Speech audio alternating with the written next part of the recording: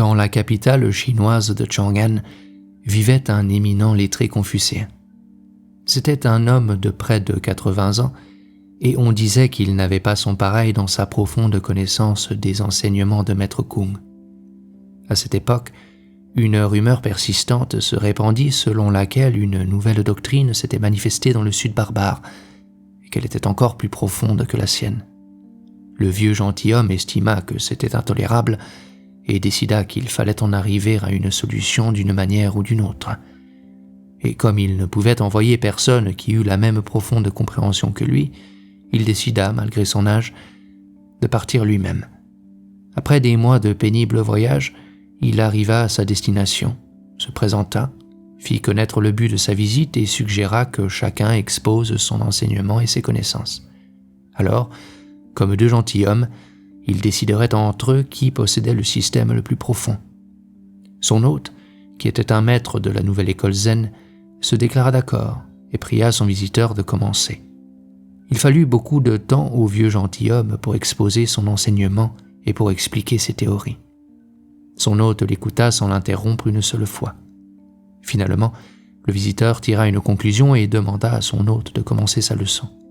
Mais le maître zen déclara seulement « Évitez de faire le mal, faire autant de bien que possible. Tel est l'enseignement de tous les Bouddhas. » Et entendant cela, le gentilhomme confucéen explosa. « Je suis venu ici en dépit des dangers et des imprévus d'un long et difficile voyage et malgré mon âge avancé. Je vous ai honorablement fait part de mes objectifs. Comme convenu, je vous ai montré la profondeur de mes enseignements et je ne vous ai rien caché. Et vous vous contentez de me citer un petit verset que n'importe quel enfant de 3 ans connaît par cœur. Vous moquez-vous de moi ?» Mais le maître zen répondit « Je ne me moque pas de vous. Considérez, je vous en prie, que quoique tout enfant de 3 ans connaisse ce texte, même un homme de 80 ans n'arrive pas à y conformer sa vie. »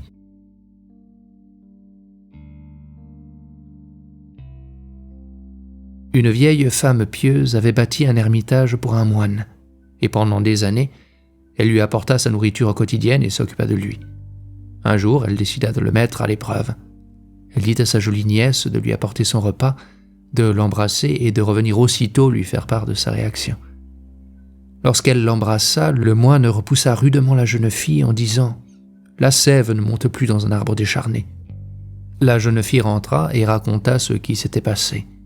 La vieille femme se rua vers la hutte en criant « Pendant des années, j'ai entretenu un bloc de bois. » Elle chassa le moine et brûla l'ermitage.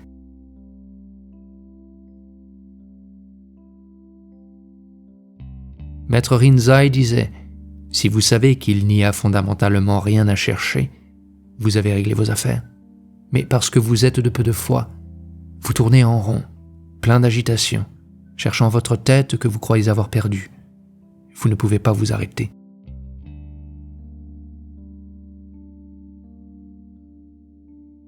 Deux moines discutaient de la question abstraite du lien entre le cœur et les circonstances objectives.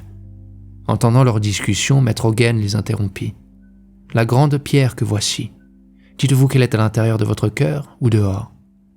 L'un des moines déclara vivement « Puisque tout se trouve dans le cœur, la pierre y est aussi. »« Tu dois avoir le cœur bien lourd, » répliqua le maître.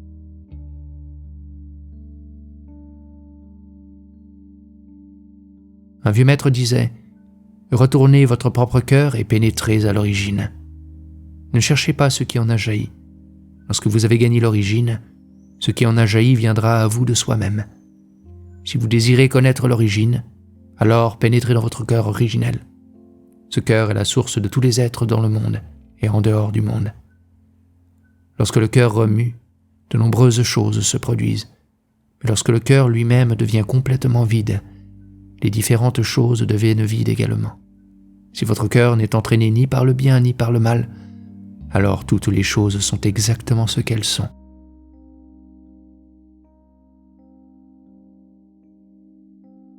Par une froide journée d'hiver, un samouraï sans maître vint trouver Maître Eisai et le supplia « Je suis pauvre et malade.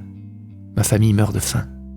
Je vous en prie, maître, aidez-nous. » Maître Eisai, habitué à l'austérité et très pauvre lui-même, n'avait rien à lui donner. Puis il se souvint d'une image de Bouddha dans la salle. Il s'y rendit, lui enleva son auréole et la donna au samouraï. Vends ceci, il te permettra de subsister. Quoique déconcerté, le samouraï était désespéré. Aussi le prit-il, et il s'en fut. L'un des moines était frappé d'horreur. « Qu'avez-vous fait, maître ? C'est un sacrilège. »« Sacrilège, vraiment. N'avez-vous pas entendu parler de maître Tanka qui brûla une image de Bouddha pour se chauffer ? Ce que je viens de faire n'est certainement pas à moitié aussi mal. J'ai simplement mis en usage le cœur de Bouddha qui est plein d'amour et de miséricorde.